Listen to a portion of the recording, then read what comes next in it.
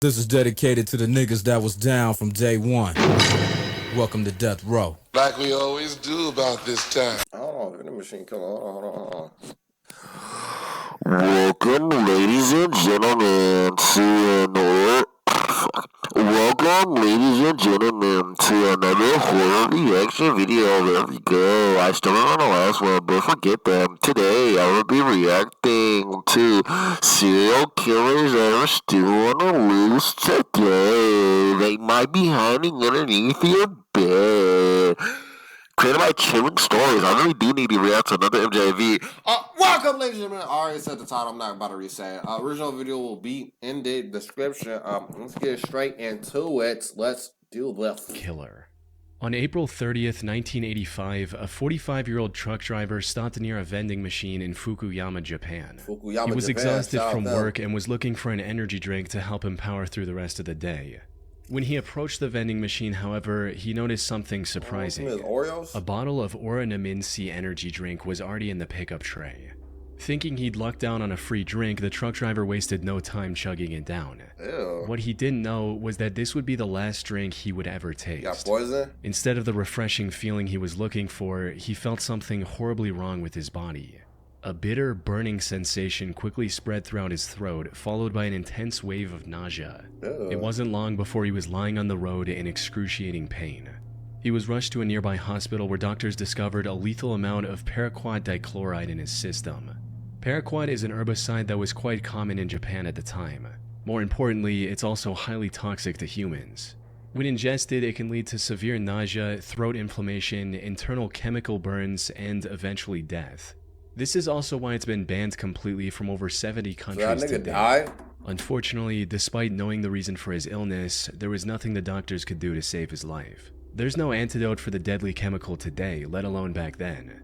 So, after hanging on to his life for a month, the truck driver passed away on the 30th of May, 1985. Ain't that a bitch? At first, investigators assumed that given the nature of his work, he might have accidentally encountered the toxic substance while on duty.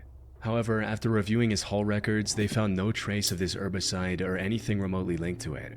This left them with only one conclusion: the chemical was mixed into the drink he consumed just moments before collapsing in agony. But with no leads or concrete evidence, they couldn't determine whether it was a murder or self-inflicted act, resulting in the case getting shelved for the time being. Now, while this might sound absurd today, you have to understand that paraquat was readily available in the country at the time. You didn't need any prescription or identification to purchase the chemical, leading to over 1,400 people using it as the poison of their choice in 1984 alone. In other words, the possibility of it being self-inflicted was just as high. However, just as the investigators were about to give up on this case completely, they received tragic news. Another person had fallen victim to the same poison after consuming Oranaminsi on the 5th of September. Then another 6 days later, and one more 2 weeks after that. By this point, it was clear that someone was deliberately poisoning vending machine drinks across Japan. This was the work of a deranged serial killer. Unfortunately, this supposed killer was also extremely thorough. He didn't leave any fingerprints or DNA evidence on the drinks he tampered with, and only targeted vending machines with no CCTV cameras nearby. As for why his victims willingly drank the unknowingly poisoned drinks he left behind, that had to do with the buy one get one free promotion Oranaminsi was running around the time to entice younger consumers. However, since some people only wanted the one drink... So wait, hold on, real quick. So, he gets the drink, and he obviously has to open the drink up to poison it. Is there not a way to detect, like, the shit has been opened, or he reconceals it? Like, you know, like, say, like, with a water bottle, like you look at the top of the water bottle, and like, you know, the water bottle has been opened when you see the spikes. Y'all know what I'm talking about? Like, you see the spikes up and you see that little gap. That's how you know the water bottle's been open. Somehow he resealed it so it doesn't show that. They often left the second free drink near the vending machine as a gift for the next person. This was common enough that people didn't find the laced drinks suspicious and drank them without a second thought. Sadly, this method was terribly effective. Don't smell. By the end of the year, this mysterious vending machine killer had claimed the lives of 12 victims and had severely injured 35 more. But as I mentioned earlier, this killer was a master of hiding his tracks. He operated all across western and central Japan, as well as Tokyo, making it near impossible for investigators to pinpoint his location. The lack of evidence also made it difficult to figure out his motive. Some speculated that he was doing all this to extort money from Otsuka Pharmaceutical, the company that made Orinamincy. This is because in 1984, a group called the Mystery Men with 21 Faces threatened to poison food products unless the companies paid them money. So some believed that the vending machine killer was a copycat and wanted something similar. However, this theory didn't last very long because Otsuka Pharmaceutical didn't receive any demands or extortion letters from the perpetrator. Additionally, the killer also began using other drinks, like the drink Real Gold and even Coca-Cola. Hiroaki Iwao, a Tokyo professor of criminal sociology, proposed a more disturbing theory regarding the killer's motives. He stated, "It is not uncommon for Japanese who live under tremendous pressure, both on the job and in overcrowded communities, to let out their frustrations by hurting someone else. The person responsible may even wait around to see who buys the poisoned drink. He or she may find this is a kind of exhilarating release from the tensions of life in Japan." It's weird. But even if this was the truth, it still didn't bring investigators any closer to catching the suspect. Left with no other options, the authorities turned to the public and launched a nationwide campaign on the 27th of September. They placed signs and distributed leaflets telling people to avoid suspicious free drinks and to properly inspect the cap seals on their beverages before consumption. That's what I was saying. They also like, instructed is vending the cap machine not owners sealed to all the way? investigate their stock for any anomalies and told chemical shops to monitor their customers more closely. It's unclear how effective this campaign was, as the number of victims kept increasing even after its launch. But then something unexpected happened. On the 17th of November, the murder spree stopped completely after the death of a 17-year-old girl. She was the only female to have died from the poisoning. It's possible that the person who committed these atrocities had a moral code against harming women, though that's nothing more than a baseless speculation. Due to the complete lack of evidence, the vending machine killer was never identified, cementing this case as one of the most chilling, unsolved mysteries in Japanese history. So wait, how long ago was that? In the 80s? Some shit? Little Rock serial stabber. On April 11, 2021, the Little Rock Police Department received a distress call from South Pulaski Street regarding a potential homicide. When they arrived at the scene, they found a middle-aged woman lying on the street with stab wounds all over her body. This woman turned out to be 41-year-old Deborah Walker. She was homeless at the time and was living on the streets when this incident happened. She was quickly taken to the hospital where medical staff discovered that she had been stabbed at least 15 times. Damn. Despite lying on the street, bleeding for what may have been hours, she miraculously survived and managed to regain consciousness the same day. Wow. Investigators also visited her in the hospital to gather any information she could provide about her attacker. Unfortunately, she was attacked somewhere between 1 and 4 a.m. It was still dark outside, and all that she saw was that her attacker was a tall, African-American male with a slender build. Now, in most other similar cases, such limited information would hardly be enough to generate any leads. But in this instance, the description Deborah provided left the investigators in disbelief. That's because her attacker's profile closely matched the perpetrator of another incident that took place about 8 months earlier in the surrounding area. The victim of that incident was 64-year-old Larry Eugene McChristian. He was living in Little Rock with his daughter Sarah, who was on probation at the time. On the 20th of August 2020, he had a medical emergency and was taken to the hospital in an ambulance. He was discharged from the hospital the next morning. However, when the hospital staff tried to contact Sarah so she could pick him up, she wasn't answering her phone. So they gave Larry the information about a nearby homeless shelter and a bus token to get there. Later that day, Sarah came to the hospital looking for her father, only to learn that he'd been discharged hours ago. She then reached out to the homeless facility Larry was told about, but they didn't know anything about his whereabouts either. The only option she had was to file a missing persons report and wait for the police to find Larry. 2 days later, on the 24th of August, Sarah received the call she was waiting for. Tragically, it wasn't the news she had hoped for. According to the official report, the Little Rock Police Department found Larry's body on South Gaines Street at around 2 a.m. They identified him by the hospital discharge papers he had on him. More importantly, he had multiple stab wounds on his body and was unfortunately already dead by the time the police arrived. Damn. His death was declared a homicide, and the investigators began looking for clues almost immediately.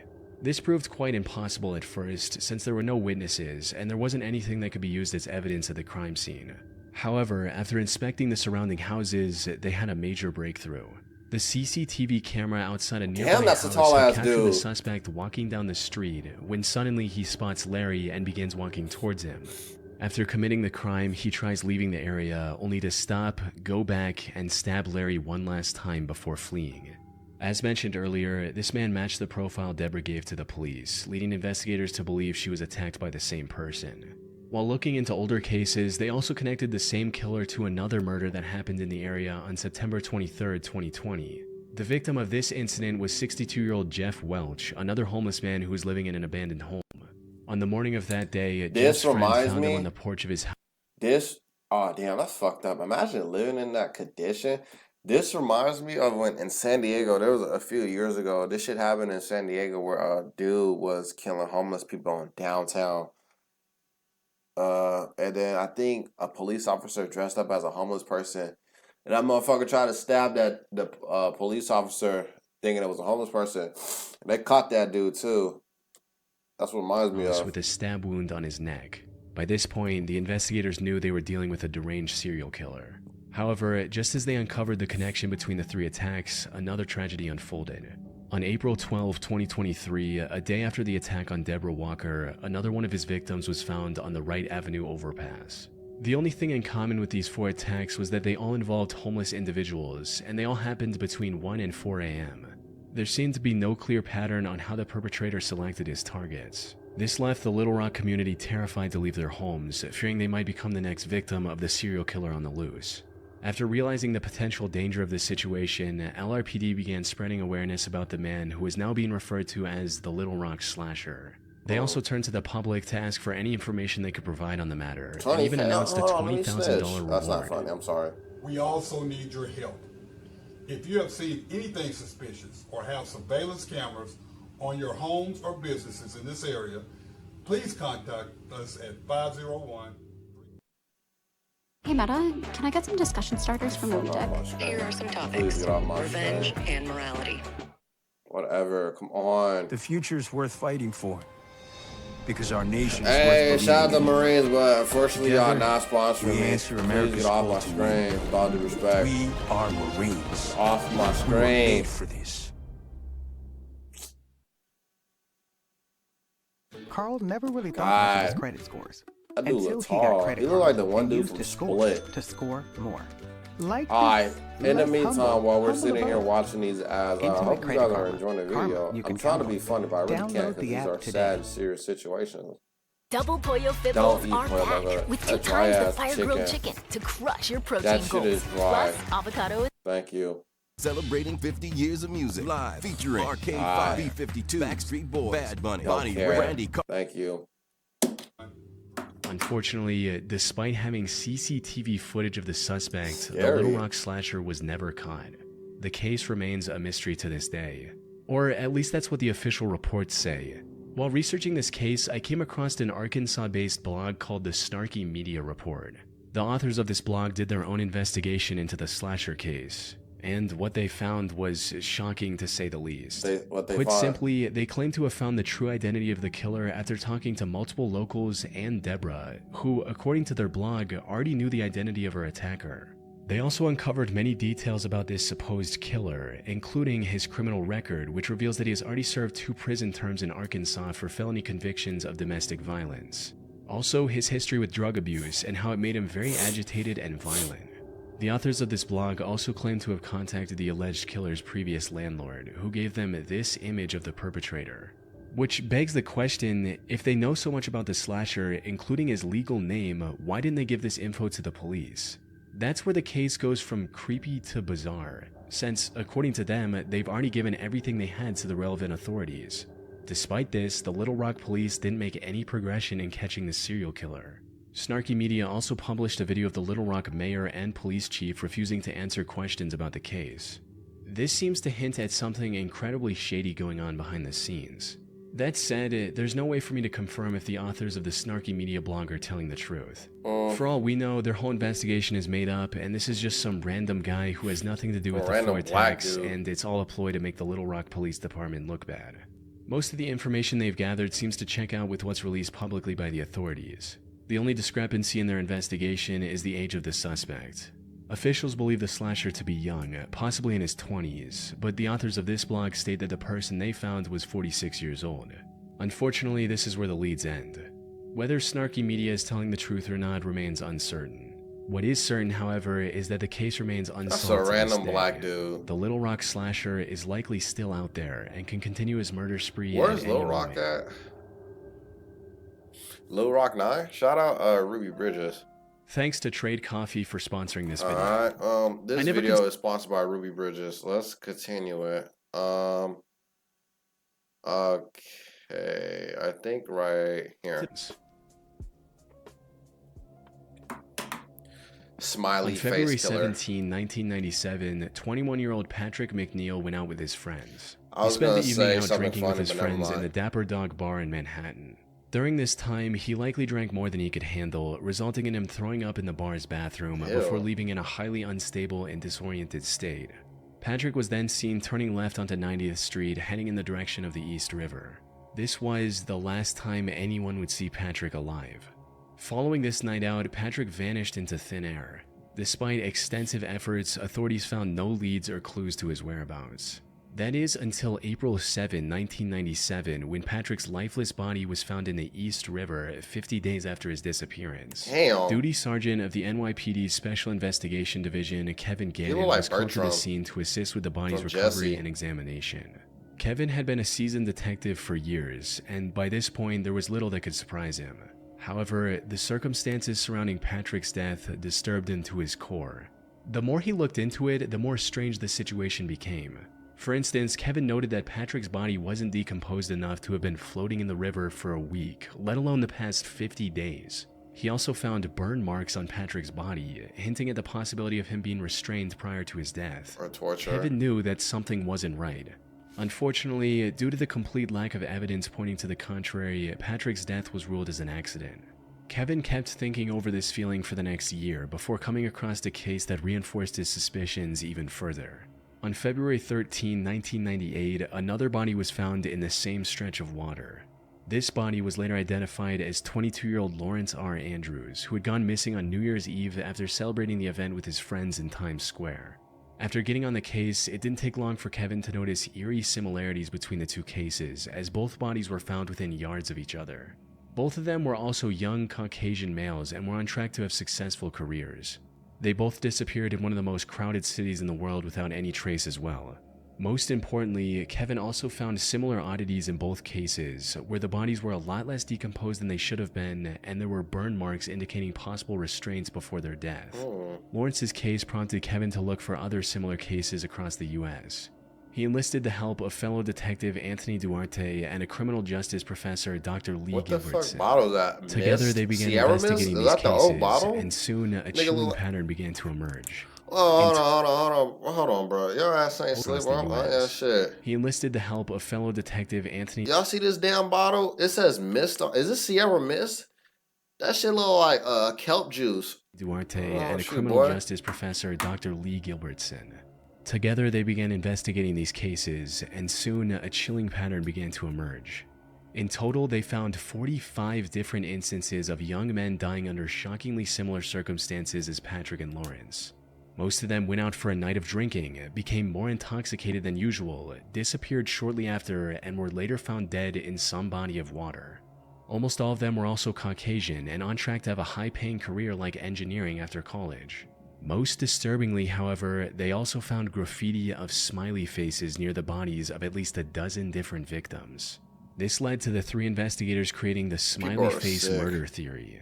According to this theory, these 45 and possibly many other deaths from the 1990s to 2010s weren't accidents in the slightest. Instead, they were murders committed by a single deranged person or an organized group of serial killers. This is the only logical explanation they could find to justify the many oddities and similarities in these incidents. That said, while this theory makes complete sense to some people, others aren't convinced one bit. Criminal profiler Pat Brown, for instance, called this theory ludicrous. She believes that the idea of connecting smiley faces, one of the most common graffiti symbols, with murders is just absurd, stating, "It's not an unusual symbol. If you look in any area 5 miles square, I bet you could find a smiley face." The FBI also completely denied this theory in a statement, reading, The FBI has reviewed the information about the victims provided by 2 retired police detectives who have dubbed these incidents the smiley face murders and interviewed an individual who provided information to the detectives. To date, we have not developed any evidence to support links between these tragic deaths or any evidence substantiating the theory that these deaths are the work of a serial killer or killers. The vast majority of these instances appear to be alcohol-related drownings. However, despite these setbacks, the 3 men have stuck with their theory. They're still working on finding evidence to back their observations. Then where did That the burn said, marks if their come hunch from? is correct, it would mean one of the most wicked serial killers in American history is still at large today. I-70 killer. Robin Fuldauer was a 26-year-old Indiana University graduate who was working at an Indianapolis Payless shoe source store near I-70 in 1992. The 8th of April was supposed to be her day Payless off. still around? However, just as she was getting ready to relax at home, the employee who was supposed to man the counter called in sick. Left with no other options, her manager called Robin and told her to cover the shift instead. Robin wasn't very happy about this emergency shift change, but she reluctantly agreed, arriving at the store at 10 a.m. and starting her shift as usual. Unfortunately, her day was about to get a whole lot worse. Everything seemed normal until 2 p.m. when the manager called the store for a routine check. To her surprise, Robin wasn't picking up the phone. She kept trying for a few minutes before giving up and calling the Speedway gas station neighboring the shoe store. One of the gas station employees, a friend of Robin's, went to the Payless store to see if she was doing okay. However, what she found inside left her confused. She got bodied at her job. The store was in job. slight disarray, and some of the shoes were missing from the shelves. The cash register was also open, and there was no money in it. Most concerning of all, there were no signs of Robin anywhere. Her friend called out Robin's name, hoping she was just in the back and would respond. But when she didn't hear anything from Robin after minutes of standing in the store, she became worried and called the police at around 2:20 p.m. The cops arrived within minutes and began searching the store for clues on Robin's whereabouts. And it wasn't long before they made a devastating discovery. She got bodied? They found Robin lying in the store's back office, covered in blood. It was already too late. During questioning, an employee from the store across the street claimed to have seen a strange man loitering around the shoe store a couple hours earlier. According to this employee, the man sat on the curb for about a half hour, rifling through his bag and staring at the Payless store. They then saw the same man a few minutes later trying to hitch a ride back to Interstate 465, which was about a quarter mile from the store's location. Unfortunately, they were too far away to get a good look at the man's face. Given the money stolen from the register, and without any other leads, investigators filed this as nothing more than a robbery gone wrong. However, they couldn't have been more wrong. Because just 3 days later, something similarly tragic happened to 23-year-old Patricia Smith and 32-year-old Patricia Makers. She looked like the girl that The played two were working Ellie at a in The bridal Last of shop Us in Wichita along I-70. in the show. The incident happened a little past their usual closing time as they were waiting for a customer who had a pickup. When they saw a man approaching the store, they assumed that it was the customer. However, this man drew a gun on the two after entering the store, took them to the back, and executed both with shots to the back of their heads. As the killer was leaving the store, he crossed paths with the actual customer the girls were waiting for. Without hesitation, he aimed his gun at the man and ordered him to head to the back of the store. But the customer defied his command and ran, narrowly escaping with his life. He later helped the police draw a sketch of the killer. Unfortunately, the sketch didn't provide much of a breakthrough. By this point, the authorities were certain they were dealing with a serial killer, but despite their efforts, the killer's spree continued. By May 7th, he had taken 3 more victims in small, low-traffic stores along the I-70 highway. By the time investigators managed to compile a few more sketches, the I-70 killer stopped his quest and went into hiding. That is until 1993, when he claimed 3 more victims along I-35 in Texas. He tried to hide his identity by changing his weapon, but the investigators were quick to notice the similarities. One of his victims, Vicky Webb, also managed to miraculously survive after getting shot in the neck. If he were ever caught, Vicky's testimony would have been crucial in bringing him to justice. Though, the I-70 killer was never found, and the case went cold for nearly 3 decades. However, then, in 2021, investigators released CCTV footage of a murder that happened in 2001. The suspect. So that's what I'm saying. So there's no camera footage of him coming into the store, like camera footage of like the outside of the store, the inside of the store, the back room of the back rooms or anything? Like, what the fuck? We gas technology back then. This footage looks strikingly similar to the I-70 killer sketches, potentially giving authorities the lead they need to finally catch him. It's likely only a matter of time before he runs out of places to hide and is captured. But for now, he's still out there, evading police and leaving the case unresolved. We can only hope he doesn't take any more victims in the meantime. What a loser.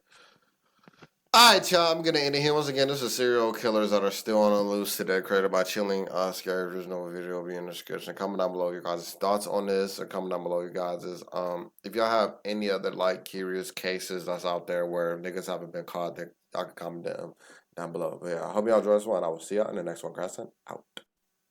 Bye, have a beautiful time. Since you ain't, I even, and all of, and the justice, and even, and all of, and the, since you ain't, I even.